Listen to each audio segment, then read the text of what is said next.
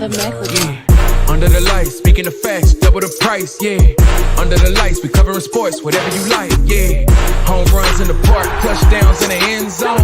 Knockouts in the ring, buzzer beater for the win, go hard or go home. Find out who you are when you under the lights. That pressure made a star right there. Under the lights, you looking for the best, tune in to Under the Lights. Yeah, Under the Lights. Yeah. Now listen, before we get started, listen, July 19th is a Friday. That's a Friday. And everybody know we come on Monday, Wednesdays, and Fridays, but it's been pretty much every day, Monday through Friday, since the NBA playoffs has taken place. You understand me? But that's a Friday. And after the show on July 19th, on that Friday, for anybody that has my number, don't call me. Don't text me. I don't want to come, so don't invite me because I'm not coming. July 19th is the day that NCAA football 25 comes out. NCAA college football 25 comes out. And I'm going to be getting prepared for my freshman year at Colorado under Coach Prime. You understand me? So don't call my phone. I can't make it. So welcome back to Under the Lights. I'm your host, Big Mike. And I got my little bro with me today. Twan, what's up, boy? How you doing? Doing good, man. Blessed by the best, man. Thank you for having me, bro. For sure, it's always a pleasure to have you on, my nigga. You know what I mean? You ain't no guest no more, nigga. You here. It's like you come to the crib, nigga. Said don't ask to get nothing no more. Just wash your hands and get something out the fucking refrigerator, nigga. That's what this is. Get something out the fucking nigga. Don't ask me no more. You know what I mean? So shit. Oh, that schedule dropped last night, boy. You know what that means? That means the NFL is near. That means it's approaching. Nigga, it's approaching. It's approaching. You got niggas in training camp already. They with the team, mini camp. They doing everything already. Getting busy, getting that work in and shit, man. You got to see the rookies out there getting busy. You know what I mean? I don't know if you're checking out y'all rookies in San Francisco, but I'm checking out all rookies, you know what I mean, for the Philadelphia Eagles, nigga. You know I'm on top of everything. I'm on top of everything that's moving right now. You know I had a ticket last night that everybody hit but Kyrie, bro. Yeah. Listen, it was solely on the Thunder and the Mavs game, nigga. Swear to God, nigga. I had a 21 bet slip, and Kyrie fucked me over. You know what I said? I said, listen, you know what? Kyrie, he done had off games, 3 games in a row. He gonna come out tonight. He gonna come out at least he gonna give us 20 tonight. He gonna show up tonight. Motherfucker came out here with 12. Everybody else exceeded expectations, but this motherfucker and fucked up the bag. Little quick little $1,300 too off a $5 ticket. $5. It's always that one. It's always that one, man. I'm going through the same thing, man. Yeah, it's always that one, but shit. Anyway, man, listen, we're gonna start with this NBA and the playoffs. You feel me? The Boston Celtics advanced to the Eastern Conference Finals for the 3rd straight year. You feel me? So we know 3rd straight year they ain't won a championship yet. Is Jason Tatum gonna show up this year in the playoffs? I mean, he pretty much got an easy road. They ain't had to run into, even if they were to run into who they had the first round. Oh, they had Miami first round, right?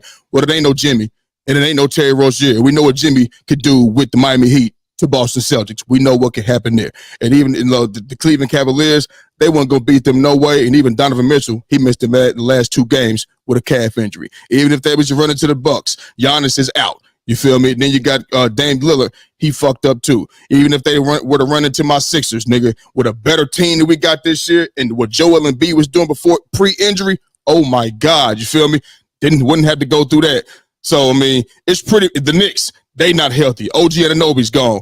Bogey's gone. Mitchell Robinson's gone. Julius Randle's gone. So it's pretty much wide open for the Celtics. You feel me?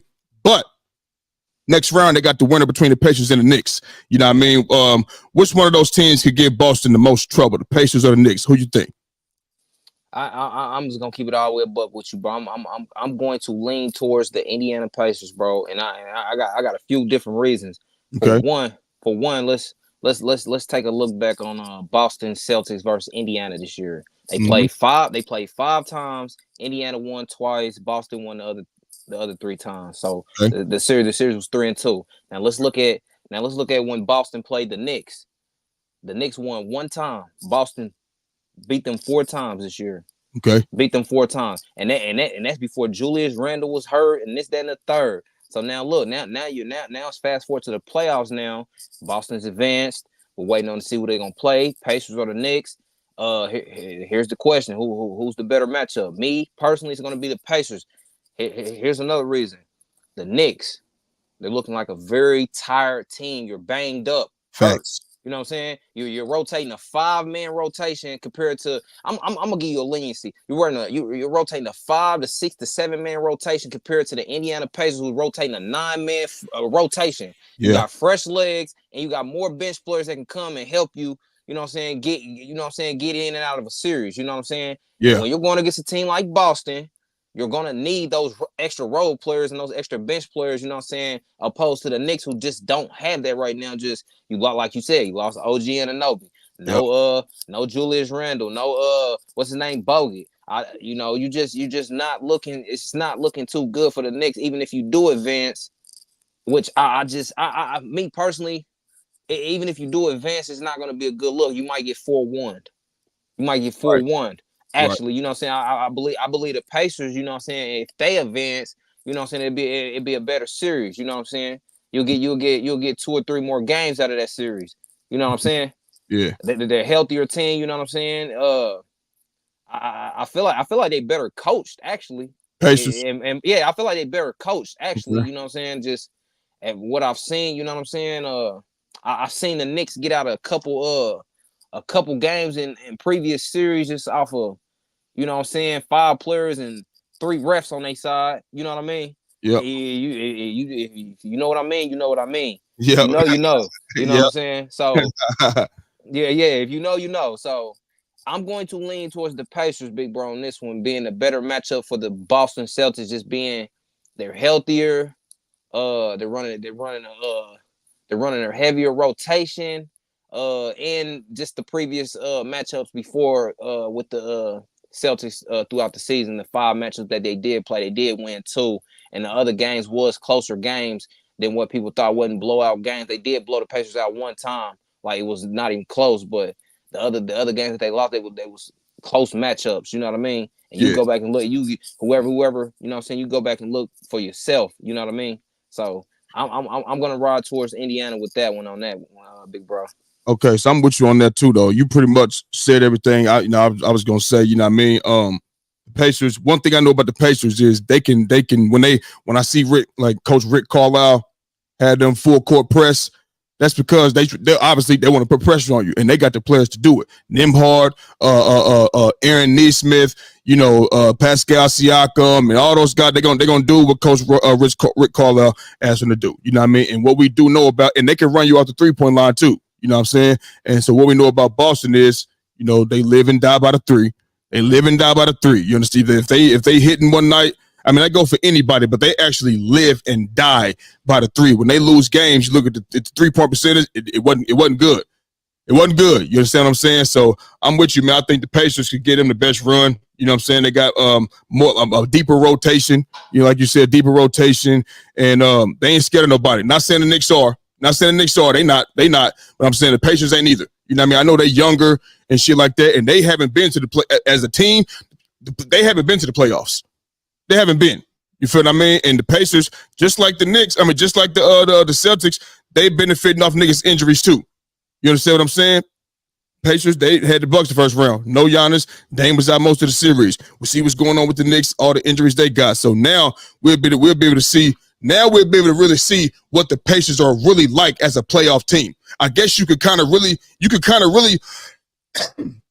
give your evaluation on them based off how they playing against the Knicks, and they are undermanned, and they down 3-2. You can say, well, nigga, y'all down 3-2 to the Knicks, and they ain't even got OG Anunoby, Mitchell Robinson, Julius Randle, or Bogey. You know what I mean? So you can look at that and say, well, y'all gonna get your ass blown out by the Pacers or by the Celtics. You know what I mean? You can do that too. You feel me? But either way, like you said, I think it's not gonna be 4-1.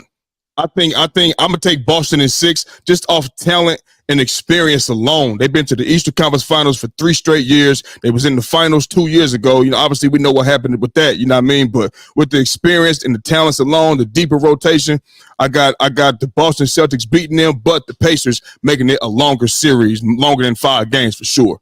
So. Yes, sir. Yeah, and I'm a piggyback on what you said before moving on to the next topic. basically, if you put it in terms of injuries, the world should want to see the two healthier teams go at it. And right now, the two healthiest teams remaining is Boston Celtics and the Indiana Pacers. Then I'm gonna piggyback on you again with the whole Rick Carlisle situation. Like I said, the coaching, and that's what I mean by the coaching. He got him. Right. He got him in full court press, man press. He's going to do what needs to be done to stop a team or slow them down, and that's the coaching that I like to see. You know what I'm saying?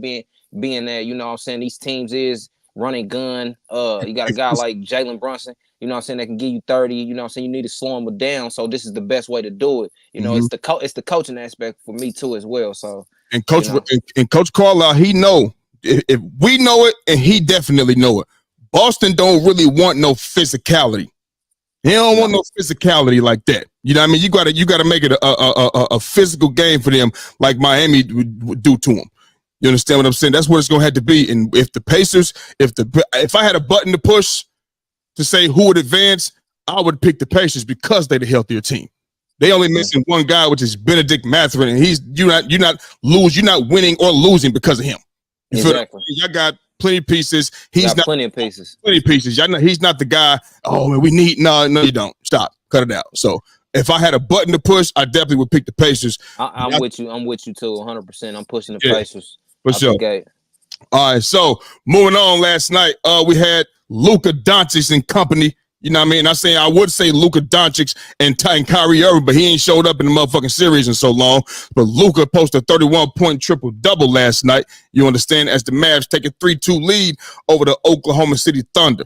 Your thoughts on the game and how confident are you that OKC can win 2 straight games? Listen, let me take this real quick. All right, go ahead. Listen. I don't know what has happened with Kyrie Irving, but understand this. Even with the skill that he has, I never put Kyrie in superstar talks, because in my eyes, a superstar is one that's going to lead his team to the playoffs, you know, year in, year out, whatever the case may be. We've never seen Kyrie Irving do that. Never. We've seen him be on great. We see him thrive with LeBron James, win a championship with LeBron James, and then when he goes elsewhere, even when he was on a great team, they don't do nothing. He got swept with Kevin Durant. You feel me? So I never had him in this superstar talks.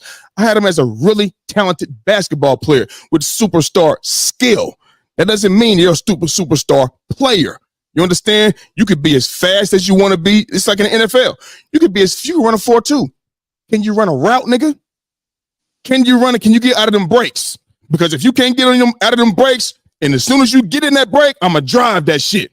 You ain't doing nothing. You feel me? So Kyrie, I don't know where he been. I don't know, but Luka showed up and did what Luka do. And what Luka always does. You know what I mean? He struggled a some bit too in this series. He bears some capability too, because he had some terrible shooting nights. But last night, that 31-point triple-double, when he was drawing all the attention, I'm talking about getting boys. There was nobody in 10 feet of these guys. You know what I mean? They was knocking shots down, and they missing Max Kleber, a guy that also knocked shots down. He got hurt I think he got hurt last series or this series early on. Came down wrong and hurt his shoulder or some shit like that. You feel me? But Luka took over this game. You know, when you watch Shea last game, they was down 14. Luka went in, was up 14 points. And Shea and OKC, they walked him down. I seen Shea Shea took over the game. MVP type shit. That MVP, he was in line for, he was playing just like that. You feel me? He kind of like a boxer sometimes. You know how boxers want to read you the first couple rounds to see what you're going to do. And then, after the 4th round, the scorecards is official. And then when you get to the 9th and 10th round, then the championship rounds, you got to really do, you either need a knockout or you're going to have to, put some combinations and shit together and walk this nigga down. That remind me of Shea, because he'd get out to a slow start sometime. You know what I mean? And then he'd pick it up into the 3rd, 4th quarter and bring his team back. Well, maybe he need to get out to a fast start. You know what I mean? Because to me, that's the only way they're going to win these next 2. You got to win 2 in a row. 2 in a row. And last night, Luka looked possessed. Last night, knocking down threes. And when I seen him shoot that 1-3, it was one-handed, and he tried to draw the foul too, and it went in. I said, tonight's his night. Tonight is his night. You know what I mean? He was making clutch shots, making passes, making the right read. He looking you off, all of that shit, man. And listen, I don't think I had Mavs in 7. You know what I mean? But I damn sure don't think the OKC can win 2 straight against the Mavs because the Mavs can go anywhere and win. They was in OKC last night, went on their court and got a dub. I think they close it out, you know what I mean, on Saturday night. So that's where I'm at with it. Well, I'm with you, man, 100%, man. Check this out. My thoughts about the game was what it's always been. Dallas, you know, Dallas, and I told people from day one who wanted to ride the OKC bandwagon. I said, listen, they the number 1 seed, cool, they won it, they earned it, they the number 1 seed in the West, they won a bunch of games. I said, but the playoffs is a little different, my guy. You know what I'm saying? You got a bunch of young guys. You know what I'm saying? A bunch of young guys that's not really experienced, and this they first go around there. You know what I'm saying? Compared to Dallas, who's been in and out the playoffs, been against elite competitors. You know what I'm saying? Elite opponents, you know what I'm saying? So it's just a little different. And when I seen Dallas in game 4 give up a win that they clearly should have had, you know, they was the better team all night. It showed. I watched the whole game 4. They was the better team that night, the whole game into the 4th quarter, where they decided they wanted to miss 11 free throws and lose a 10, 11 point lead. You know what I'm saying? And OKC ended up taking the game. I knew from that point on, I said, you know what? Dallas know they let one slip away. I knew Dallas was gonna go into OKC last night for game 5 and take that dub. Good plus money. I had Dallas, you know, because I had Dallas just off the fact of what I seen in game 4. They was clearly the better team all night. And I said they're going to bring that into game 5 as well, because it just shows that they're the better team, you know what I'm saying? They're the bigger team as well. Like, it's not even close. Like, you look on the floor, man, the size matchup, the size difference in the size matchup between these two teams is it blows my mind. It's like, man, Dallas is huge out there. You know what I'm saying? Okay. They got bodies out there. You know what I'm saying? They got trees out there. You know what I'm saying? These guys is, you know what I'm saying? And what got me you know, I was hooked on Dallas. I said they switched some things up. I'm gonna tell you what they switched up. They started running the ball through other people. They started putting the ball in other people's hands. PJ Washington and these other guys, you know what I'm saying? That's probably why Kyrie didn't show up. He, you know what I'm saying? A lot of other guys is playing the role and they're stepping up. You know what I'm saying? He probably just don't have to do as much. But I'm not giving them no excuses. I'm not making them no excuses for him or nothing like that. But I'm just saying. Excuse right there. Yeah, you are. That's it. That's one right you just did. I'm not taking his side. You know what I'm saying? Okay. The thing is, you know what I'm saying? They're running the offense through other players that actually can produce. You know what I'm saying? And it shows. And then another thing is Dallas defense is tightened up a whole lot. Yeah, they're tightening up that defense, and it showed last night. I'm telling you, man, I had Dallas going into that game, and I told a few of my homeboys, I said, man, I'm taking Dallas, bro. Man, I don't see it, bro. OKC and this, that, and the third, and they gonna take a 3-2 lead, and it's gonna go back to Dallas. It's going 7, and this, that, and I said, no, it's not, bro. Dallas is gonna go in and win this game because of what happened in game 4. They was the better team, like I said, the whole night. They had the lead. They decided to miss 11 free throws and blow a 10, 11 point lead. They knew they let one slip. I knew they was gonna take that into game 5. Look though, here's the thing when it comes to Kyrie. You said, you know, they run it through other people and shit like that. Here's the thing, bro. Kyrie Irving has plenty opportunities to get what he's to make shots. He has plenty. And even when Luka is sitting down on the bench and they still out there, I mean, they may score for 5-6 points in a fucking 4 or 5 minute stretch. You know what I'm saying? That's not, bro. Luka is carrying this fucking team. And Kyrie is not showing up in this series, bro, at all. I'm not hearing no damn, they running. No. If somebody, him and Luka are the only 2 guys that can create their own shot. Hardaway can't create his own shot. He just shoot 3. He took 2 terrible shots last night.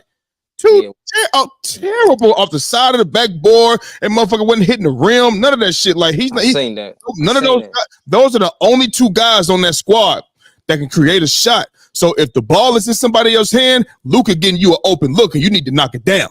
You feel me? If it Kyrie, you know, he drive to the lane, he's just missing his shots. He's missing. You know what I mean? Missing. He's not connecting on his shots. And the biggest thing is this right here to me last night. Last night, if you look at all other 5 games, I promise you'll see Luka every time doing like this to the ref, complaining. Last night, there was none of that. He did none of that last night. None of it. You know what I mean? He was zoned in. He know that they had, the whole time I'm like, they had a 14-point game lead last game. Blew it. So I'm sitting here when they're up 14, I'm like, this game ain't over. They gonna walk their ass down if they let them do it. Didn't let it happen. You feel me? So, but the main thing is, getting back on defense, Luka was not doing no complaining. Because how many times do we see Luka complaining to the referee and his man running up the court and go get a free layup, or it opens it up for somebody else to get an open shot somewhere else on the court because he complaining to the referee. So that's another difference last night too.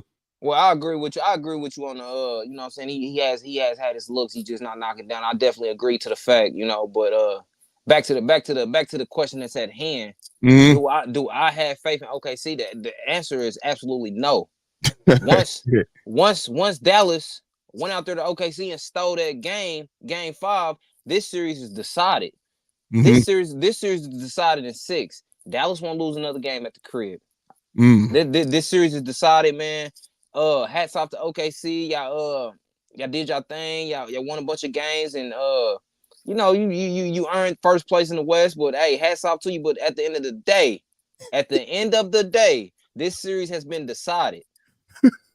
So you basically you pull it up to Hurst, nigga. It's over. Yeah, it's over with. It's over. And once like I said, once Dallas went out there and got that dub in Game 5 in OKC. It's no way that I see Dallas losing a closeout game in Dallas after you already lost one in Dallas, a game you're not supposed to lose. They don't really lose at the crib like that. If you go back and look at they home record throughout the season, they got like the ratio is not even close, bro. So they don't really lose at the crib like that. Let me ask you a question, because they lost at the crib against OKC. You feel me? So. Yeah. What if OKC come out here and win this game tied up in Game 7 back in OKC? You know what I mean? Who you got then? You still sticking with Dallas? I mean, I got Dallas at 7. You know what I mean? But what you doing? Where's your confidence at then? My confidence remains the same in Dallas. I see the matchup, bro. The matchup is not even close, bro. Okay. You got man. It's the size difference with me. You know what I'm saying? The size, and like I said, they tighten up their defense, but I just don't see a Game 7 in this series, man. I believe the series is decided, man. Like flat out, it's been decided. So, speaking of a decided series, you know what I mean? You got the Nuggets. You know what I mean? They're trying to close out Minnesota tonight. You know what I mean? It's back in Minnesota. Denver has won there. No, have they won there? No. Yeah, they have won there. They have won there. They won twice. Yeah, they won 2 straight there. And so Minnesota won 2 straight, and then Minnesota won first 2 games, and then Denver, they took off and won the next 3 games. You feel me? So now it's back in Minnesota tonight for Game 6. Who you got, man? I'm gonna keep it all the way a buck with you, bro. This series has not been decided. I'm going with the Timberwolves is off the simple fact in these elimination games, teams that's facing elimination tend to play a lot more harder. They don't back down. Like let me give you an example. The Cavaliers without Donovan Mitchell and a couple other players. Yeah, they lost the series, but let's take a look at the last 2 games where you had these outrageous spreads with Boston.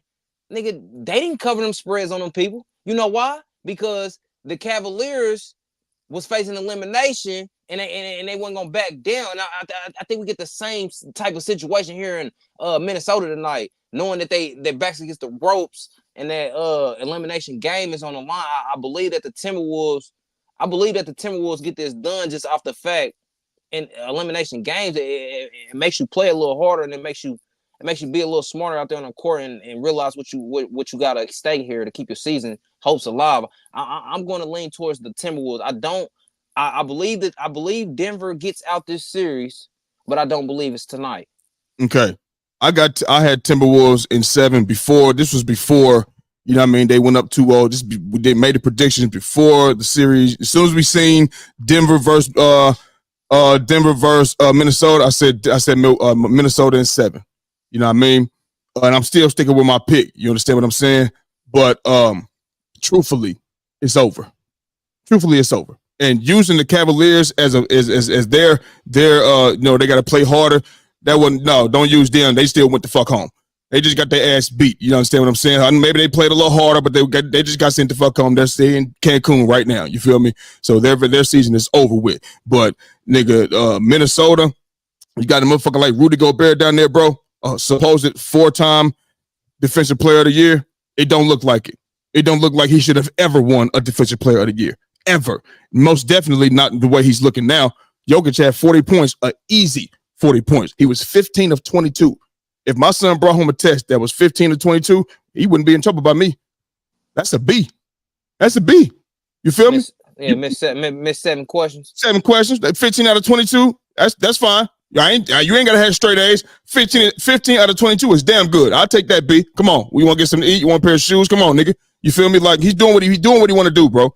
He missed game 2. Remember, he didn't play game 2 because his baby was born. And I said yesterday on the show, I said, listen, you might as well go ahead and just stay home. Stay home, take care of the baby, feed the baby. You know, your girl probably tired, shit like that, from pushing and shit like that, whatever the case may be. Just stay home, take care of the baby, because you're not stopping nobody. No way. You're not stopping nobody. Jokic is going to continue to back him down. Bro, he ain't even hardly you. We see Jokic pump faking this shit. Jokic, man, listen, he's skilled, but he ain't got to use no skill against Rudy Gobert. He don't got to. He already close by the rim. He's backing him 2 feet under the rim or by the rim, and he's doing what he wants to do. Rudy can't stop a fucking nosebleed. Can't stop nothing. So this, I'm sticking with my pick. But if I'm being realistic, this series is over. Not tonight. It's over. I don't believe it's over tonight. The only way this series is not going to be over tonight, because listen, truthfully, like the others, when I speak about the others and shit like that for the Nuggets last game, it wasn't like it was no avalanche like it be when it was playing the Lakers and shit, because obviously this is a better all-around defensive team. You know what I mean? But nigga, you had Aaron Gordon gave you 18. Jokic gave you 40. Murray gave you 16, and Caldwell Pope gave you 16. Michael Porter Jr. only gave you 6 points. It's that fucking 40 points that's doing it. You feel me? It's that 40 fucking points. Now, granted, Ant-Man, he didn't have a good shoot. Now, he was 5 of 15. You feel me? Only had 18 points. Well, they lost by 15. You know what I mean? So he got to get motherfucking, what is that? He got to get 33 to go out there, 34, 35 points to go get a dub. He ain't going to do that every single night. He's not doing it every single night. So, I mean, only way they're going to get a dub tonight, bro, is if you slow down Jokic. And if you slow down Jokic, that means other motherfuckers might be open, because to slow him down is going to cause a double team. Rudy can't do it alone. He can't. Me personally, listen, the second game when he didn't play, Karl Anthony Towns from the whistle accepted the challenge and was physical all night long, playing defense. And that's when their defense showed out on the screen. It was like, damn, they like hound and dog. They like hyenas, a pack of hyenas out there. You know what I'm saying? I mean, I don't know where that went, but I would tell Rudy, just stay home, man. Stay home, Cat. Get ready to play the same defense you played in game 2, along with everybody else. But other than that, this game it's over tonight. Tonight, it's over. You there? Hello? This nigga froze. I wonder how long he been sitting here and been froze. I don't know, y'all. He'll be back. So listen, like I said, we're going to go ahead and move on. We're going to move on right now. Listen, we know the Lakers is looking for a new head coach. They fired Darvin Ham. So now they're saying, I'm seeing that JJ Redick is the leading, target for the Lakers head coaching position. You know what I mean? Is he the right coach for the Lakers? Listen, I'm going to say, I don't have a lot to say about this. Honestly, I don't. But there's only one coach in mind for me, and it's not JJ Redick. It's not JJ Redick. It's Mark Jackson. Because Mark Jackson is going to also bring defense. I promise you that. He put that defensive coach out there in Golden State. That's Mark Jackson. You feel me? So, I mean, what are the requirements to be a head coach in the NBA? I would love to know what the requirements are to be a head coach in the National Basketball Association. Do you have to just play this amount of years? Is it from the podcast with the Mind the Game pod with him and LeBron? Is that it? That you've heard some knowledge, you've seen and heard some knowledge? Oh, He's talking good. Let's get him in here. You know what I mean? Like, what are the qualifications? I've never seen JJ Redick coach anybody or anything. Maybe he did Little League or some type of shit, but that's it. That's it. So what are the qualifications to be an NBA head coach? Mark Jackson is the only guy to come to mind for me. Why he ain't got an opportunity? I don't want Jeff Van Gundy, Stan Van Gundy. I don't want no fucking Doc Rivers. Absolutely not. You feel me? Like, I don't understand, man. I don't think he is the right coach for the job. I don't. I want somebody that's going to instill defense and bring that type of culture. You know what I mean? It's a championship culture. You feel me? To go get a championship. For what? What has JJ Redick done or proved to say, oh, he's leading candidate to be the Lakers head coach? What has he done? Nothing. So how does he even get this? How does he get this much consideration? I really don't understand it. It don't make sense to me. You feel me? The only person to come to mind for me is Mark Jackson. I'm about to bring Twan back in here, y'all. He's straight now. What's up, baby? Man, what's going down? So we back. Yeah, I was just saying, I moved on to the JJ Redick being saying, I've seen that he was the leading target for the Lakers vacant head coaching job, and I was asking, is he the right coach for the job, the right man for the job? And what are the qualifications to be an NBA head coach? There's only one person that comes to mind for me is Mark Jackson. Why he ain't getting the opportunity? I never seen JJ Redick coach anything. I haven't. I haven't seen him get no consideration or no credibility for coaching. Maybe he did some AAU. So I don't know what he done in the NBA. I haven't seen it. So what are the real qualifications to be an NBA head coach? You gotta have some type of coaching, something. Like what the fuck is this? This what I'm gonna say, man. This what I'm gonna say. I'm with you 100%. Is JJ Redick the guy for the job? Me personally, it's a no for me, and I'm gonna tell you. And I'm gonna tell you why. Okay. JJ Redick, you played 15 seasons in the league. You have that aspect of it, the experience part. But when I look and see, you've been out the league since 2021. It's been 3 years. You ain't had an assistant head coach position. You ain't had an assistant job nowhere. I looked your background up. You haven't had none of this. Now, opposed to Jason Kidd, he got out the league and instantly became a coach. He got credentials. He was assistant coach. He was assistant coach. You know what I'm saying? At least he was assistant coach. You ain't even been an assistant coach. Then on top of that, won a championship with the Lakers. Exactly. And then on top of that, we're talking about the LA Lakers. The expectations are so high out there. I just don't think he's ready for this. Like the expectations is too high for him. Like you don't have enough experience coaching to be the guy for the job in LA. The expectations are way too high. I know that for a fact because that's how they always been. That's how LA Lakers has always been. You know what I'm saying? The expectation has always exceeded the limit. Like JJ Redick, let's just say you get the job or whatnot, this, that, and the third. Are you gonna be the guy that gets past the first round of the playoffs? Are you gonna be that guy that gets them, or are you gonna be a coach of the year type of guy, or are you gonna be able to change the system? I just don't see it, man. Even with the basketball experience of playing 15 seasons in the league, I just don't see it, man. Maybe you do become a head coach, just not in LA. You need to take it somewhere slow first. You get what I'm saying? Because you step in LA, like I said, the expectations is through the roof. They're gonna expect you to be, they're gonna expect you to get this team somewhere that they ain't been in the last few years. And I don't feel like he's the guy to do that. Not to knock JJ Redick or nothing like that. I'm just saying the credentials is not there. You know what I mean? It's another thing. I don't think he's gonna bring defense. You feel me? That's what the Lakers lack. Defense, and aside from shooting, you know what I mean? They lack defense. I don't care about LeBron and AD. I don't know. The whole team. Defense is 5 men on the court.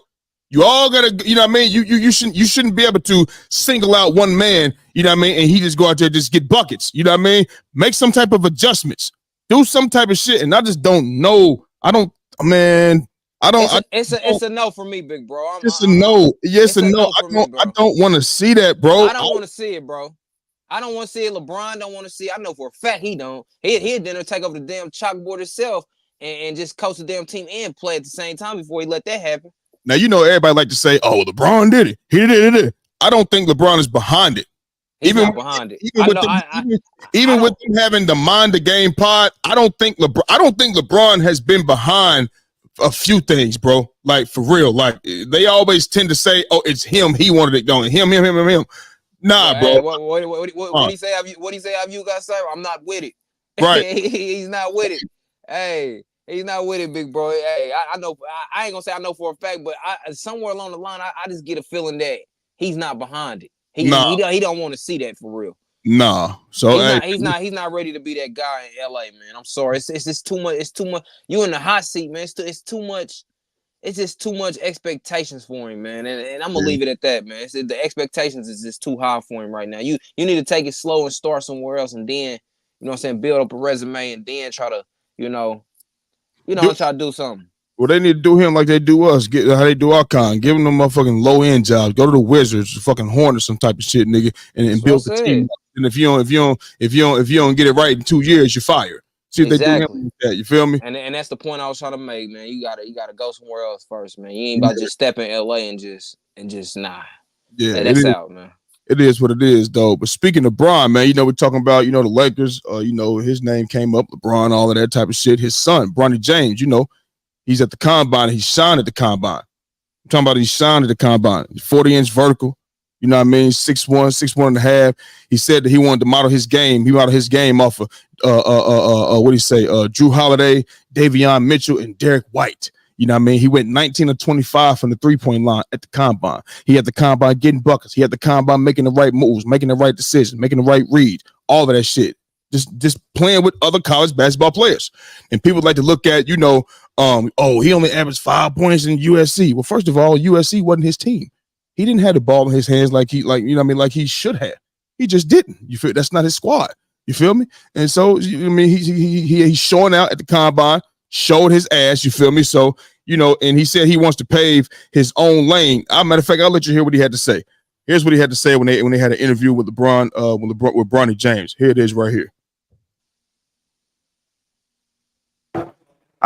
There's nothing I can say, to be honest. Like, I just, I obviously see how everything has been thrown my way. But, I just got to shrug it off, and all the work that I've put in over this, I don't know how many years, I just feel like I need to believe in myself and everything. Like, they haven't seen what I've been through or anything like that. So, I just continue to believe in myself and keep putting in the work. When you go into these interviews with these executives, they know about your family. But what do you want them to know about you as a person? That I'm a genuine person. I've gotten a lot of lessons and stuff from my mom and my dad. But also just like putting that Bronny James narrative out there more is instead of just being LeBron James' son. I think that's really important for me. Putting his own narrative out there. I don't want to be LeBron James' son. I'm Bronny James. I want to pave my own lane. You know what I'm saying? Ain't nothing wrong with that. He know who his daddy is. He know that. You know what I mean? So I don't think Bronny James is really under that in his mind under that type of pressure. I think his pops in his mind like, nigga, you ain't do you. You feel me? And I don't think he want to play with his daddy. I don't think he want to play with his pop. I don't think he want to be on the same team with his pops. And LeBron said, it's like, that's up to him too, though. You know what I mean? It's up to him too. Obviously, that'd be a dream to be able to play with your son, Ken Griffey Jr. He got to play with his pops. You know what I mean? So, and there's a couple other guys who got to play with their father too. You know what I mean? But LeBron is not putting that on him. You're not putting the pressure on him. But the question is, would you select Bronny James in the first round? Would you select him in the first round if you was an NBA owner, NBA GM? You know what I'm saying? And you want to take it? Yeah, I'm gonna take this one. Go ahead. I got full blown respect for Bronny James, and You want to pave your legacy, and everything you said. I truly feel that. I truly feel. You know what I'm saying? You do want to pave your own lane. You don't just want to be known as, you know what I'm saying, I hear Buck. LeBron. Yeah, like you know what I'm saying? You don't want to lay in that shadow of LeBron James being your dad. I get it, you know. But at the end of the day, but at the end of the day, it's a no for me. And if I was an NBA, I'm not taking Bronny James in the first round just off the fact you have not showed me enough. Yeah, you did a lot of stuff in the combine and this, that, and the third, but you probably been training for this all your life. You know what I'm saying? Anybody can go out there and hit a bunch of open shots and this, that, and the third. But when you step foot in that NBA and that NBA, that arena and that scene and that scenery, you know what I'm saying? You going against vets now, and you going against, you know what I'm saying, crowd noise or just different atmosphere, different adversity. Can I depend on you as a first rounder to produce in the way I need you to produce? I don't know if I trust me picking up Bronny James when it's guys that's been drafted to the NBA that was cold, like that was good, and guess where they at? G League, because they just not producing in the NBA like how, you know what I'm saying, these GMs and these owners thought they would. You know what I'm saying? Me personally, I just, you know what I'm saying, I can name at least 5 guys that was great college players, got drafted, and didn't do a damn thing in the league because they couldn't adjust. Not to say Bronny can't adjust, but I'm just saying, would I take him in the first round? Taking somebody in the first round is high expectations of them. When you take somebody in the first round, that means I want you to literally come in here and produce and do everything I need you to do at these expectations. That's what taking a motherfucker in the first round is. Not second, third round where I'm just getting a guy to play a role, you know what I'm saying, come off the bench, you know what I'm saying, put up this amount. When you take a guy in the first round, you know just as good as me, that's a guy that you're depending on to come in and start and play out the gate. Right. Is he a guy that I'm expecting to come in and play out the gate being first? No, it's a no for me, man. I have all respect for Bronny James, and I believe he's a good basketball player that's going to develop to be an even better basketball player, and he's gonna get the fundamentals down pat. He's going to eventually catch on, but not right now. Not taking him first round right now. I can't. It's a no, man. It's a no for me. It's a no for me. No disrespect. Okay, so this is what I'm gonna say first, right? I think this depends on what your team actually needs in the first round. Hear me out. Bronny James said he models his game after Drew Holiday, Davion Mitchell, Derek White. That's defense. He can play that. He got a 40-inch vertical, so we know he's explosive. We see him get out in transition. We see how he can jump, all of that. But he has the ability to play defense on the perimeter. Very good. And like I said, he models his game after those guys. So it's like he's coming in here to be Allen Iverson. He ain't called here to be, Steph Curry to drop 30 a night. You feel what I mean? That's what, if your team needs that, and plus he can shoot the three, whether it's in game or at the combine. You know what I mean? He shot 76% at the combine, 19 to 25. And you see a lot of guys, whether it's NBA or NFL, they film might not be crazy, but they went to the combine and ran a 4.2. They went to the combine and did something crazy. Oh my, they had a 10-6 broad jump. You know what I mean? They bench press 29 times, or whatever the case may be. You know what I mean? The cone drill was fast. Oh, they hit the hand drill, whatever. You know what I mean? And their stock rises. You go look at where they came from, or look at where you look like, oh, that really wasn't. But at the combine, he showed the fuck out. And at the combine, Bronny showed the fuck out. When it was 5-on-5 against those guys in the combine, he showed the fuck out. Making the right pass, playing defense, making the right read, you know what I mean? Getting floaters in the lane. He can shoot from any level. He can get to the lane. He can play perimeter defense. He can get out in transition, throw the oop or catch the oop. He got the mind of the game. His mind is there. His mind is all there. He sees things before it happen as well. Bronny James didn't get a chance to really showcase what he could really do with the ball in his hands at USC because he didn't have a lot of time with the ball. And I get you saying you ain't seen enough, but I believe Bronny James is one of those guys that's in college, that was in college that could be better than he was in college in the NBA because of what he's doing. He's not there to be, like I said, AI. And I'm saying those guys because Bronny James is only 6'1.5". I thought it was like 6'3", but at the combine, he's 6'1.5". You feel me? So I'm saying shorter guys like AI and Steph Curry, even though he's 6'3", he's not there to do that. Those guys can play defense like Javion Mitchell, Drew Holiday, and Derek White, shoot the open three. Bronny can do everything on the court. You know what I mean? So if that's what you're looking for in the first round and you got other pieces, but you need something like that, I think Bronny James could. Yeah, well, like I said, he can model his games after those guys, but he can shoot it as well, and he can get to. We don't see Derek White really trying to get to the rim like that. He shoots threes, play defense. He might slash, but Bronny can get there with the ball in his hands, pick and roll offense, so he can do a multitude of things. So if you're looking for that in the first round, man, I think you should go with him. I think you should go with him. If I was looking for that, you know what I mean? Unless you're like, yeah, he's only 6'1". I want a 6'3", 6'4" guard. Then maybe you'll say, all right, now you try to find somebody that can do, things like that. But if that's not weighing too heavy on you, you know what I'm saying? I mean, 6'1.5", why not? Rondo was successful. Chris Paul was successful. And on the defensive end, he was successful too. You know what I'm saying? So if that's what I was looking for in the first round and he was there, bro, and I had the other pieces, I'm taking him. Because I know he's getting now. He got the knowledge, and his daddy is going to continue to give him knowledge as well, and he can transfer that to the court like he already does. I would take him for sure, because like you said, how many times you seen niggas come first round? They ain't shit. How many times you look at prime example? Look at Tom Brady. Look at Tom Brady, 199th pick, greatest of all time, greatest QB ever.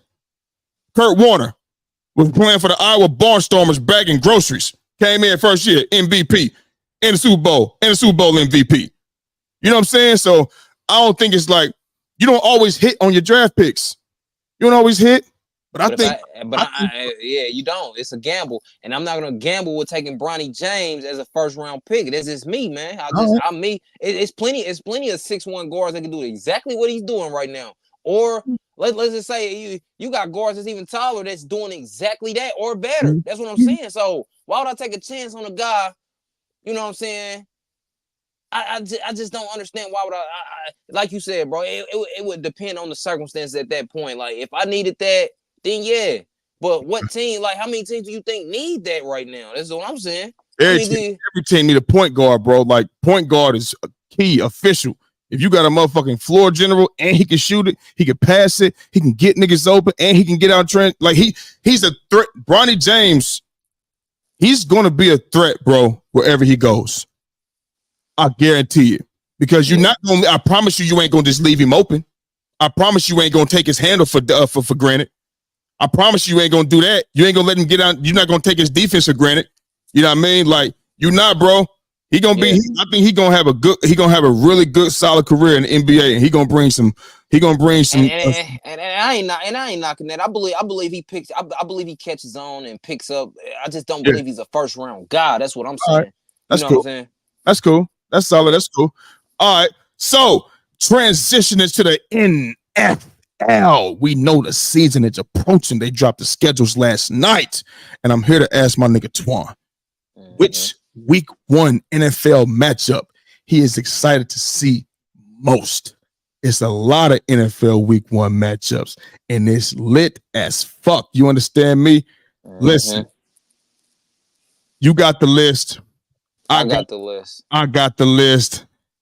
Man, listen, I'm gonna let you go first because I can't pinpoint one. I'm gonna tell you right now. I can. I got three matchups that I'm looking forward to see. Well, that ain't pinpointing one there, nigga. Well, okay, cool. I'm gonna speak on three different matchups that I'm looking forward to see Week 1, and it's gonna start with the rematch between Baltimore Ravens and the Kansas City Chiefs. Hey, understand me. This is what I'm looking forward to seeing: the Baltimore Ravens playing the Kansas City Chiefs in Week 1 in Arrowhead. Period, point blank, the end of story. Thursday night football, the start of the season. Let's kick it off. Okay. Ravens picked up new pieces. Chiefs picked up new pieces. Yep. I want to see this rematch. I want to see if the playoff game the Ravens and the Chiefs was a fluke or not. I really want to see if the Ravens mistakes cost them that game, or is this the Chiefs just that much better than y'all? This is what I really want to see. Okay. Now, to continue and go and so moving forward, my next matchup I would love to see, and I can't wait to see, is the Dallas Cowboys versus the Cleveland Browns in the dog pound, week 1. Healthy fresh start for Deshaun Watson, and you know they got all these other pieces that's coming back. Nick Chubb will be back. You know, all these other guys are going to be back. I want to see what the Dallas Cowboys is going to do in week 1, being that y'all pick back up Ezekiel, and y'all haven't came to terms with y'all gonna do with CD Lamb. You know what I mean? So I would love to see what the Dallas Cowboys are gonna do week 1, because me personally, I believe it's an L out the gate. For who? Dallas. I believe it's going to be an L, and because you understand, bro. You understand this. Understand this, bro. The Cleveland Browns was one of the best defenses in the league last year, and they got the same pieces coming back. Yep. The same pieces coming back. Now you're gonna have a healthy Nick Chubb and a healthier Deshaun Watson. They're gonna have the full complexity of the Cleveland Browns team, bro. Yeah. I want to see what type. I want to see. It's hard to win in the dog pound. Ain't no easy place to go to and just you know what I'm saying. You know what I'm saying. So the Cowboys, I want to see what you're going to do. Is going to determine. I want to see what Dak Prescott do. I want to see if the turnovers are still going to be there. I believe they're still going to be there week 1, because you're going against a top-ranked defense. You're not going against no scrubs. You understand me? Dak Prescott, I want to see what you're going to do. Are you going to adjust? Or me personally, big bro, I believe that the Cowboys is taking the L week 1. Period, point blank, the end of story. And then moving forward, my last matchup that I'm expecting or excited to see is, of course, my Bang Bang Niner game against the New York Football Jets. And you know why? Yep.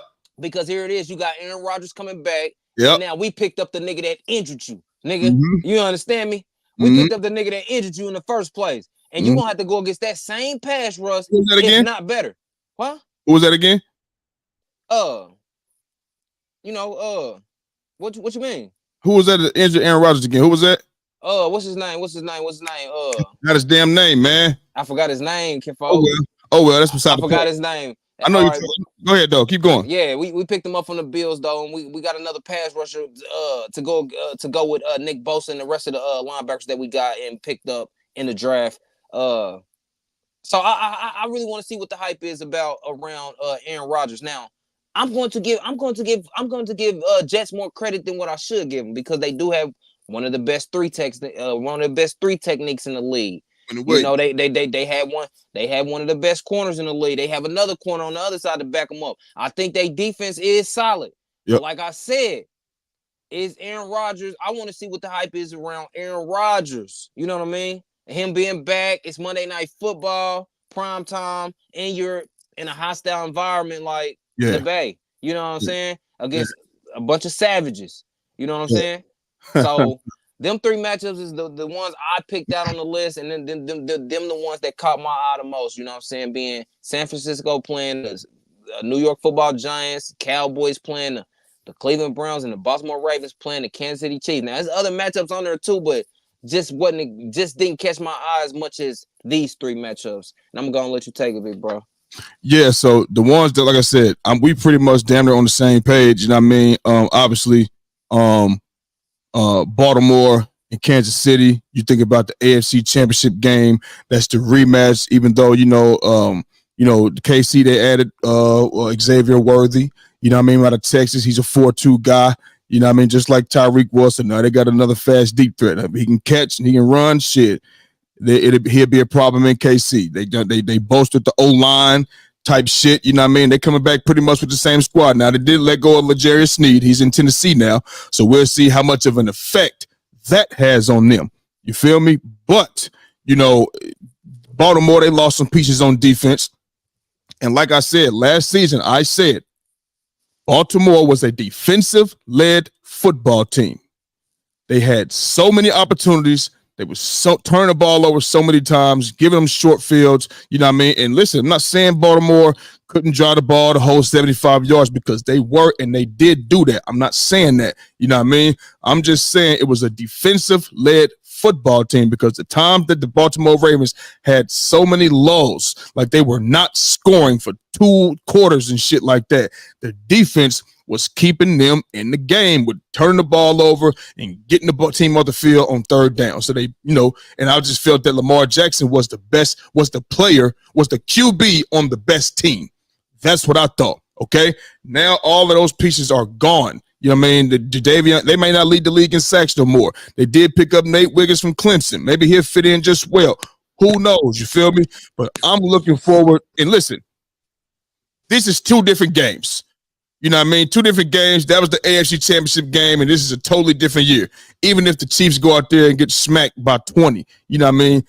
That don't mean nothing. It's game 1, whatever. But it's going to look like, okay, Baltimore, they ready now. They got rid of the Pat Mahomes. They ready now. But I'm excited to see that because it's an AFC Championship matchup, and I know the Chiefs. I know the Chiefs want to win.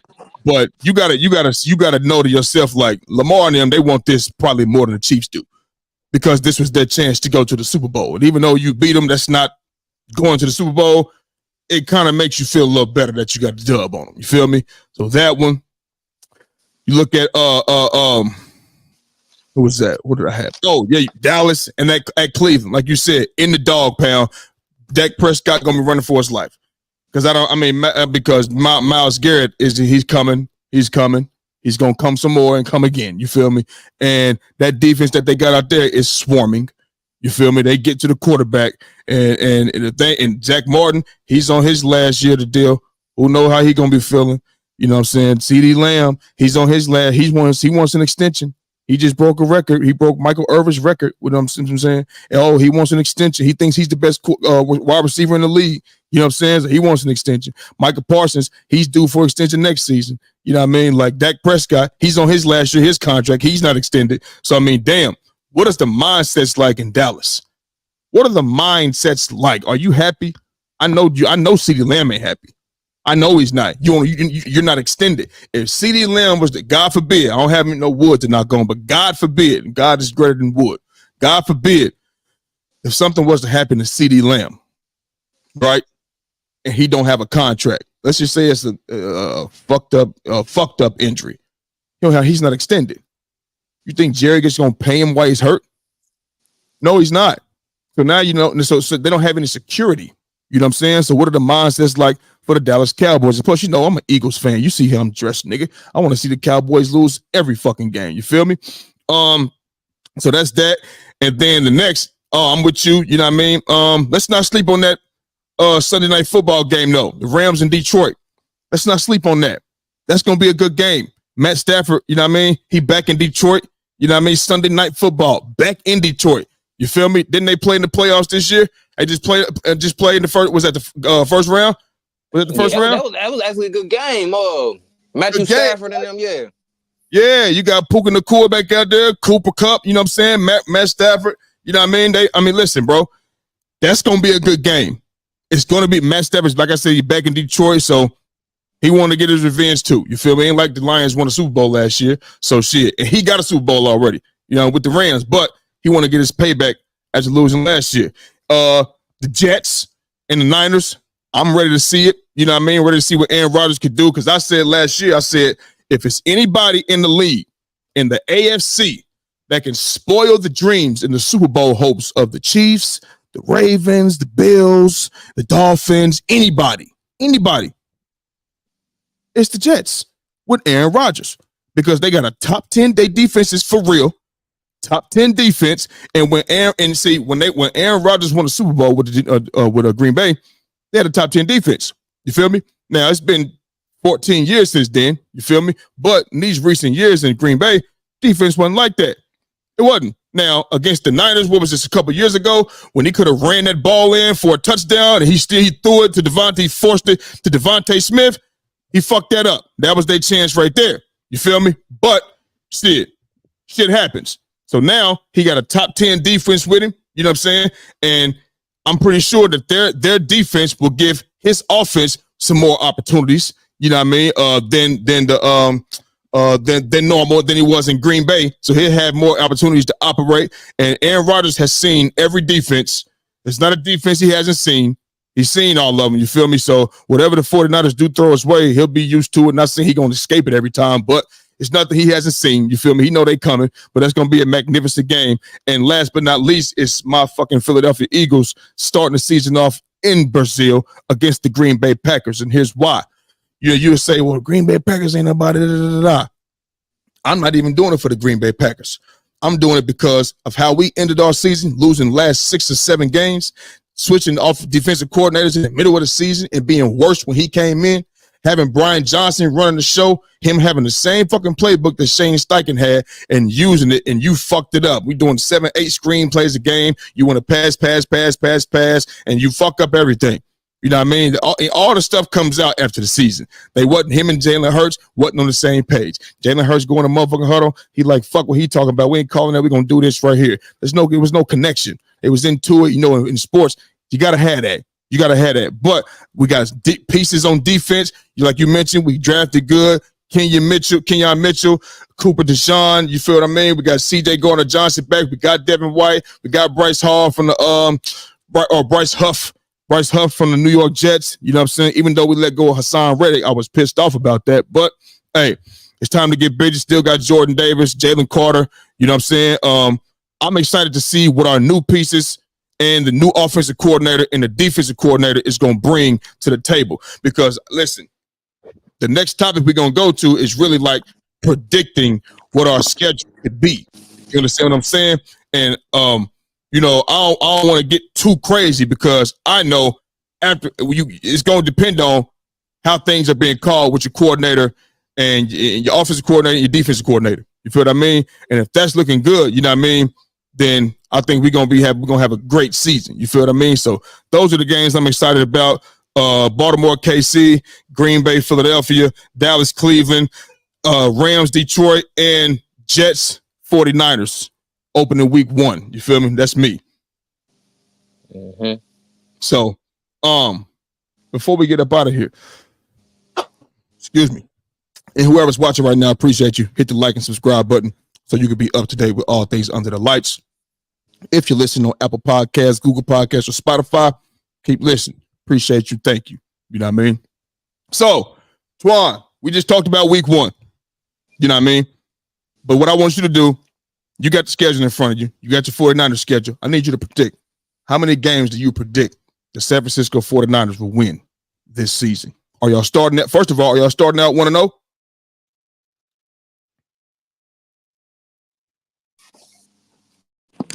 Say it again, bro. I said so. How many games do you predict your San Francisco 49ers will win this season? You know what I mean? Like, are y'all starting out 1-0 against the Jets? I believe we beat the Jets at home. You don't sound too confident. You don't sound too. This ain't the Tweezy I know. I believe we beat the Jets at the home, but it's not gonna be. It's not gonna be like no cakewalk. You understand me? Right. I told you. The Jets defense is for real. I see the game being a low scoring game. You know what I'm saying? Very defensive led. You know, so I just feel like, you know, that they will give us a run for our money, but at the end of the day, we're going to win that game just off the home field advantage being, you know what I'm saying, first game back. I believe we get it done out the gate Monday Night Football at home. And I believe that we win 12 games as a football team in San Fran. 12 games. So 12-5 again, huh? 12-5. Because I seen 5 hard competitive. I seen 5 hard opponents that's on the schedule that could possibly give us trouble. Mm-hmm. You know what I'm saying? Detroit Lions, evidently, you know what I'm saying? Running to them again. Who y'all losing to? The 5 games, who y'all losing to? That's what I'm saying. I'm naming the teams that the 5 possible losses. You know what I'm saying? Detroit Lions being one of them. Okay. We almost lost the damn game in the playoffs to them. Gotta say them. The Kansas City Chiefs, we fucking lost to them. That's a possible loss. The fucking Miami Dolphins. You know, I can see them. I can see them giving us a problem, bro, with all them deep threats that they got, bro. You tripping? 2 of the quarterback.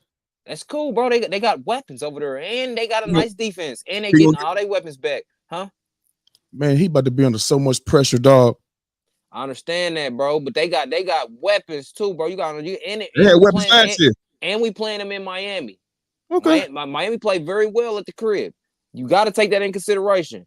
Got to take that in consideration. Can we get that bet on December 22nd? I got 49ers over the Dolphins. Nigga, I ain't betting against my team, nigga. That's money. You're gonna lose.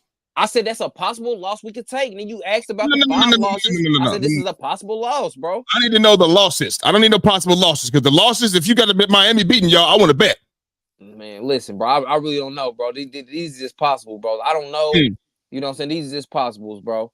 Okay. And, we played the Seattle Seahawks twice. We could split.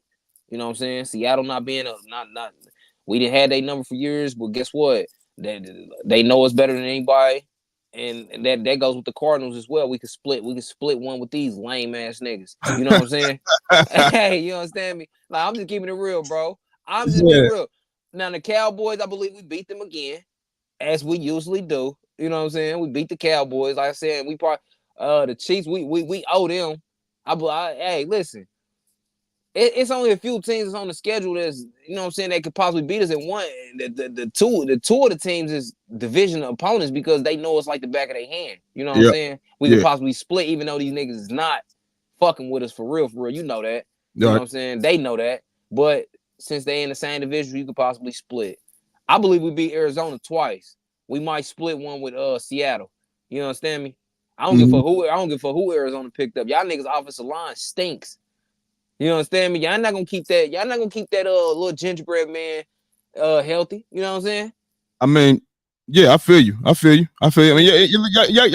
y'all schedule is like middle of the pack. It's 13th. You know, and another thing we might struggle with is Green Bay. I seen them on there too. They gave us a run for our money as well. Yeah. And they always play us hard. Every time we played Green Bay, they played us hard. Right. Every time. It was a close game every time we played. So I can't just leave them out. Green Bay. That's about it, bro. Every other team, the Vikings, New England, all these niggas, man, we're gonna run through them niggas like Don't say that. Y'all lost to the Vikings last year. Yeah, that was on some blow shit. What you mean? That's not gonna happen again. How you know? Man, they had Kirk. First of all, who's y'all quarterback? They got JJ McCarthy now. He's not no fucking Kirk Cousins, my nigga. He might go out there looking like with Justin Jefferson and Matt Addison out there. Man, that nigga gonna fold, nigga. Hawkinson. He gonna fold, nigga. Watch what I tell you. Watch what I tell you. He gonna fucking fold, nigga. Because he ain't seen a defense like that. Okay. We gonna get our backs on them niggas. I guarantee it. I believe we get our backs on them, the Chiefs, and who else we lose to? I know the Chiefs and the Vikings for sure. We getting our lick back on. I know y'all wish y'all had the Ravens on this motherfucker. Yeah, I do. I wish we had the Eagles too. I wish we did too, motherfucker. I ain't gonna lie, because that Chauncey Gardner-Webb nigga, he do a lot of talking, my nigga. Debo do too. Debo do too. They both do. That nigga did not back up that talk, nigga, in Detroit, nigga. I'm sorry, nigga. The Chauncey Gardner-Webb, nigga, he did not back up that shit he was talking, nigga, when we played Detroit, nigga. What Debo do? I really don't remember what Debo did. I don't think he was on the winning team, but they ain't do much, nigga. So I mean, Stop. So look, this is me. So as you said, 12-5. I mean that'll probably win y'all. Let me see, NFC West, Rams. That'll probably win y'all division. You know what I mean? So let me go over there to this, to this NFC East where my squad is at. You know what I mean? And listen, I'm going off of, I told you I don't want to be, we're going to win this, we're going to win this, we're going to win that, win it. You know what I mean? Because I don't know how shit going to be called. But I'm going off of the pieces that we got and assuming they can hold up their end of the bargain. And I'm assuming that, we're going to get the Kellen Moore that, had Dallas offense at number one at one point in time. You know what I mean? Running and passing. You know what I'm saying? I'm assuming Vic Fangio, a guy that, who helps. He has brought a team from, up to like 9 spots defensively. You know what I mean? Meaning like they would maybe have been 18th. He brought them up to goddamn 9th type shit with his knowledge and the pieces that we got. So here we go. Week 1, we got the Packers. That's a dub. And I'm being 100. You feel me? That's a dub. After that, we got the Falcons. That's a fucking dub on Monday Night Football. That's definitely a dub. We got the Saints after that, week 3. That's a dub. In the Bayou. We got the Bucks. They beat us in the playoffs first round last season. That's a fucking dub, nigga. The defense is gonna be a lot better. You know, and Brian Johnson is not here anymore. Then we got a bye week. I wish we didn't have such an early bye week.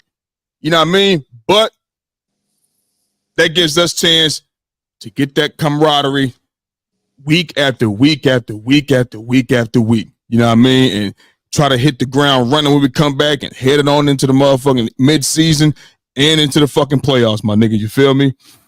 The Browns.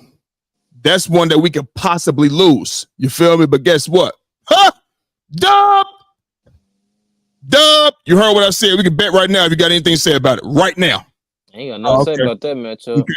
And this the thing. One of the reasons I say that is because you remember when Deshaun Watson came back last season?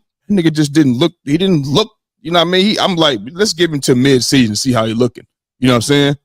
Still wasn't looking like nothing. You feel me? And then he gets hurt again. He's out the remainder of the season. Now he's starting all over again. You feel me? And that's just another reason I'm picking us. You feel what I mean? We got the Jets. No, I'm sorry. The New York Giants. Dub. You feel me? Yeah, fucking dub. We got the Bengals. Joe Mixon is gone. Tyler Boyd is gone. You know what I'm saying? They not as strong as they once was. Dub in Cincinnati. Stand on that shit, nigga. The Jacksonville Jaguars in Philly. Dub. Stand on that shit, nigga. The Dallas, we're going to split with Dallas. We split every year. So I'm taking the first one is in Dallas. I get them that one at 425. I give it to them. You feel me? But don't be surprised we come out with a fucking dub. Boom. So I take that one. Washington. Dub. At home. The Rams, we beat them last year with Brian Johnson as the fucking offensive coordinator running fucking screenplays and terrible ass defense and shit, nigga. Motherfucking dub is better than that now. You understand? We got the Ravens. That could be when we possibly lose. But guess what? They defense ain't as strong. Ours is. And we taking that motherfucking L. We giving them a motherfucking L in Baltimore. And I wish Jordan was on here too. You want to bet right now? You got something to say? Okay. The Panthers, dub. You hear me? The Steelers. That's a game that's going to be very, very interesting. That's going to be a very, very interesting game, my boy. You understand me? Same state, right across the road type shit. But guess what? Dub. That's a dub. Yeah. The Washington Commanders again for the second time. Dub. They getting swept. Yeah. We'll beat the Cowboys in Philly. Dub. And we got the Giants again. Dub. So if I'm looking at everything properly, I'm looking at a 16-1 type season. You know what I mean? But I know things could change. And I could be absolutely wrong. I said the same thing like this last season. Based off looking at what we had. So if we come out looking how I think we could look, I think we could beat the Browns, the fucking Ravens, the goddamn and split with the Cowboys. I think we sweep the Giants. You know what I mean? Saquon ain't there no more. You got Daniel Jones back in that motherfucker. You feel what I'm saying? Who gives a fuck? Him and Malik Neighbors ain't about to have no type of camaraderie like that. Daniel Jones is your quarterback. That's 2 wins. The Jags, they gonna be jockeying for position with Mac Jones and goddamn Trevor Lawrence. They ain't doing nothing. They ain't beating us. It's over, bro. I'm looking at a great season for my Philadelphia Eagles, and I'm standing on what I'm saying. And like I said, yeah, y'all gonna have a good season. I ain't gonna care. Y'all gonna be number one. Y'all gonna be number one in the NFC. Yeah, winning the division and number one in the NFC for sure. Yeah, y'all gonna be number one in the NFC. If, like I said, if niggas don't get hurt and shit, you know what I'm saying? Whatever. It always plays the part for sure. You know what I'm saying? Y'all could end up number one over my Niners, but that if we play y'all niggas know y'all gonna lose. No, this is first of all, this is a different team with a better defense and better. Well, I'm assuming better play calling. That's what I'm assuming right now. Ain't gonna be no more of that. We running to y'all taking the L. But damn, we're gonna beat y'all ass, bro. Again, bro. Listen. When that time comes, we'll place that bet, Playboy. Yeah, I can't wait. You know what I'm saying? I believe we own the Eagles, and I believe we own the Cowboys. You know what? You can say how you own the Eagles, nigga. We beat y'all, go to the Super Bowl, and then y'all beat us, nigga. How you own the Eagles, nigga? How? And we revamped now. You know what we was working with last year. You know it was fucking terrible. You know it. So shit, we revamped now. Ain't gonna be no more of that shit. You know what? Unless there's no crazy injuries, whatever the case may be. Let's just do it right now for 100 in the playoffs if the Niners and the Eagles meet. Let's just do it right now for 100. What we doing? We not gonna make that bet right now because we don't know what's gonna go on. No, listen, you didn't hear what I said. See, we're not making the bet. No. Okay, I'm not making the bet right now. I'm making the bet when it comes. I don't bet like that, bro. Okay, fine. That's fine. But let me tell you how I do. Let me tell you, and I might change your mind. Let me tell you how I do. I'm the guy. I don't want your money. If we place a bet before the game, a week before the game type shit, and your quarterback, a significant injury, I'm talking about a real significant injury. You understand that can affect your team, and you feel like, hell no. You know what I mean? You got up until kickoff to play to take your bet away. That's how I am. I don't want your bet if your team is hampered. You feel what I'm saying? So I'm saying let's just get it out the way now. I want 100 right now. We'll cross that bridge when we cross that bridge, man. That's all I'm gonna say, man. Okay. But I believe we beat y'all, man. We got more pieces than y'all. Ben had more pieces than y'all. Yeah, y'all had more pieces. Okay. Oh, you had what, nigga? You had more pieces when you lost to us. What, nigga? No, we didn't. Huh? Y'all niggas had the way better team then. Did we? Y'all said the same. What? We said the same motherfuckers. We didn't have Chase Young and all them niggas we had, bro. No, Chase Young ain't do nothing for y'all, nigga. It don't matter. We had pieces, nigga. We didn't. What did he do for y'all? What did he do? I didn't see him in the backfield no damn where. All right, cool, bro. Didn't I tell you can have Chase Young? Anybody told you can have that nigga? He ain't doing nothing. Y'all beat us, and Brock Purdy left the game. Okay. Brock Purdy left the game. He left the fucking game, my nigga. I was gonna get y'all ass. And guess what happened, nigga? When he proved to be in the game and lasted the whole game, we beat the fuck out you niggas. Like they said. And y'all did with that sorry ass defense and that sorry ass defensive coordinator. They gone now. They gone. They gone now, nigga. You know what it is. They gone now. That shit over here. We're gonna see if the new niggas y'all bring in is any better. How about that? They will. They will be. We'll we gonna see. I'm the one trying to place the bet. You don't want that smoke. But I'm just not a nigga that's gonna place the bet until it's time, bro. I don't bet in advance, bro. That's fine. And all that bet in advance, that's fine. That's fine. And I told you, look, you do all that chest bumping all you want to, you still ain't crossed the motherfucking threshold, nigga. You still ain't got a motherfucking ring, nigga. You ain't never seen the Super 49ers celebrate nothing. Ever. You doing that talking shit. Y'all niggas ain't won, niggas, since when? 2017-18 season. Man, bro, all right, bro. You niggas just got beat just like we did. No, and that's a fact. But here's the thing. Y'all was super loaded. Y'all had a dream team and lost. Y'all was loaded, nigga. Whoa. Y'all was loaded, nigga. So we was loaded like y'all? You a fucking lie, nigga. Bro, y'all was loaded, nigga. We wasn't no goddamn loaded, nigga. Stop playing. We had the sorriest. Let me ask you a question. How the fuck is we loaded and we was damn near last in every statistical category on defense? Tell me how that happened. That's cap, bro. You gonna have to pull that up. That's you pull it up right now. Don't look at me. I ain't pulling shit up, nigga. I tell you what. I believe it's cap, nigga. It's not cap. We was like 28th, 26th, and 27th in defense. I ain't hearing it, bro. Y'all niggas was loaded, nigga. On me, your niggas was loaded, nigga. Don't put yourself in that.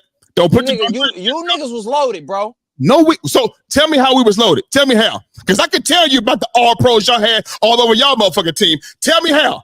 All right, you had the Kelsey brother at center. No. I'm just about to name all the niggas, bro. I'm just about to name all the niggas y'all had. Bro, you can't name them. Stop. We're talking about pieces that's going out there actually making plays and going out there making tackles and shit, nigga. You feel me? So stop. A center can't control the game. All right, yeah.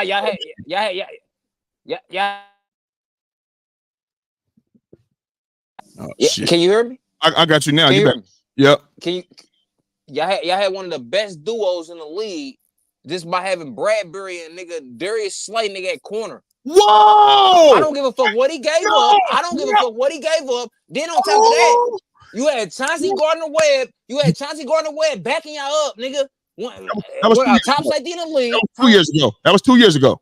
When y'all went to the Super Bowl, y'all had Chauncey Gardner-Webb. Nigga, I'm naming niggas y'all had when y'all. No, y'all had one of the best defensive rushers in the league. I'm out. You said we was loaded last season. We ain't talking about 2 years ago. We ain't talking about that. You said we was loaded last season. You took shit. Bro, I was talking about the Super Bowl, Kinfolk. Oh, I thought you were talking about Super Bowl. Oh, I thought you were talking about last season. We had a really good team. We lost to the better team. We lost to the Pat Mahomes and them. It came down to some bullshit. Bradbury came down to that. Had a very good game. They was talking about giving Jalen Hurts the MVP, even with a loss. Over 300 yards passing, 70 yards on the ground, 374 total yards, multiple touchdowns. He balled the fuck out. Absolutely out. Don't play. Man, check this out, bro. All I got to say is, nigga, we gonna beat your ass again, bro. Niggas ain't got nothing coming for us, bro. We'll see. Can't stop the run. Mm-hmm. Can't fucking stop the run. You looking at the last season. That's what you looking at. That's your problem. All right, bro. All right. You can't stop the run. You're not gonna be able to stop our weapons. We got we got weapons.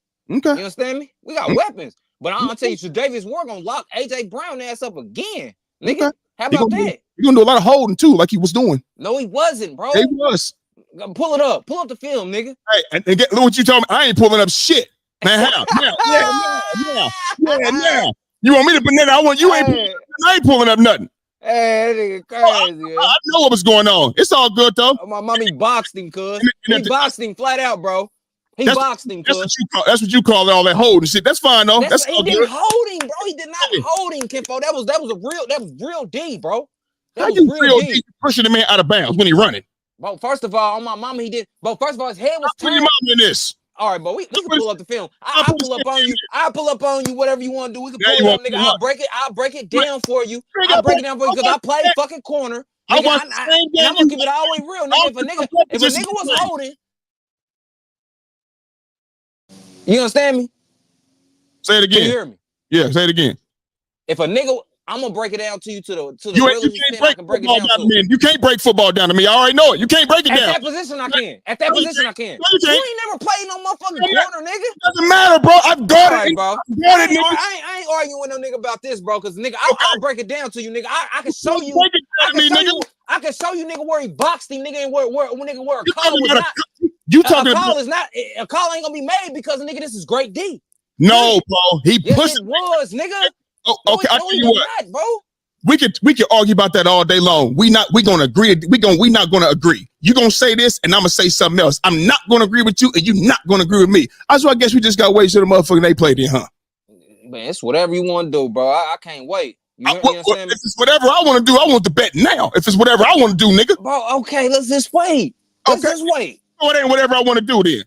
When the time comes, it's whatever you want to do. Okay. How about that? All right, that's fine. We'll leave it at that. Yeah, we'll leave it at that. This nigga going off old shit. This is a new year, baby. It's a new defense, baby. We got the same niggas. That's all I got to say, nigga. We been having the same niggas that ain't done nothing. We got the same niggas coming back, niggas. You understand me? Ain't done nothing with it. The modern day Buffalo Bills. They on this motherfucker all the time. Ain't done nothing with it. How we the modern day Buffalo Bill when we got rings? No. You ain't paying attention. Ain't paying attention. That rings in the motherfucking 80s and before you was born. Matter of fact, last time they won, that's the year you was born. Matter of fact, the Super Bowl back then was in January. You was born in 94. What's the month you was born? Man, don't worry about all that, nigga. Don't worry about all that, nigga. That shit's nigga cash. Ah, shit. Hey, man, we about to get up out of here, man. We about to start, man. Can't wait for this NFL football season to start. You know what I mean? And I hope we run into the fucking 49ers in the playoffs. I swear I do. I want it to be in the NFC Championship game. Yeah. That's what I want it to be. Yeah. It's a new day. It's a new day, boy. This a new day, baby. This a new day. And if we gonna fly. He gonna fly. You feel me? So listen, if you're watching on YouTube right now, please hit the like and subscribe button. And don't forget to share so you can be up to date with all things under the lights. If you're listening on Apple Podcasts, Google Podcasts, or Spotify right now, keep listening. We appreciate you. We thank you. That's our show for the day, people.